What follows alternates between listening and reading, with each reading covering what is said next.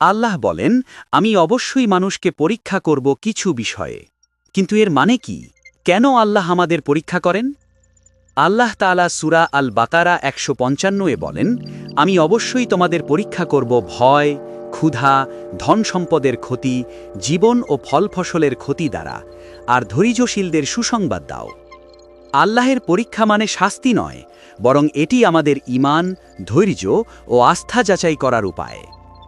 রাসূলুল্লাহ সাল্লাল্লাহু আলাইহি ওয়াসাল্লাম বলেছেন, যে ব্যক্তি আল্লাহকে ভালোবাসে, আল্লাহ তাকে পরীক্ষা করেন, যাতে সে ধৈর্য ধরে এবং আল্লাহের কাছে আরও ঘনিষ্ঠ হয়।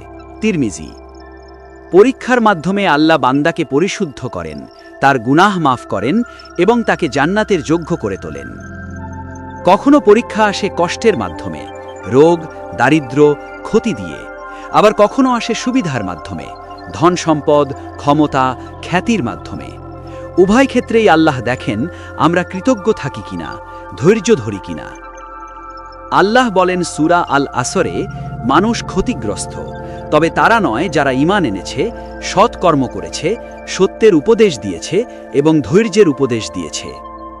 পরীক্ষার মূল শিক্ষা হল ধৈর্য ধরা, কৃতজ্ঞ থাকা এবং আল্লাহের উপর আস্থা রাখা। প্রিয় দর্শক, আল্লাহের পরীক্ষা আমাদের ধ্বংস করার জন্য নয়, বরং আমাদের শক্তিশালী করার জন্য। প্রতিটি কষ্টে ধৈর্য ধরুন, প্রতিটি সুখে কৃতজ্ঞ থাকুন। এভাবেই আমরা আল্লাহের কাছে প্রিয় বান্দা হতে পারি। সোশ্যাল ইকো বিডির পক্ষ থেকে আপনাদের জন্য এই বার্তা, আল্লাহের পরীক্ষাকে ভয় নয়, বরং সুযোগ হিসেবে নিন। ধৈর্য ও কৃতজ্ঞতার মাধ্যমে আল্লাহের কাছে ঘনিষ্ঠ হন। আমিন।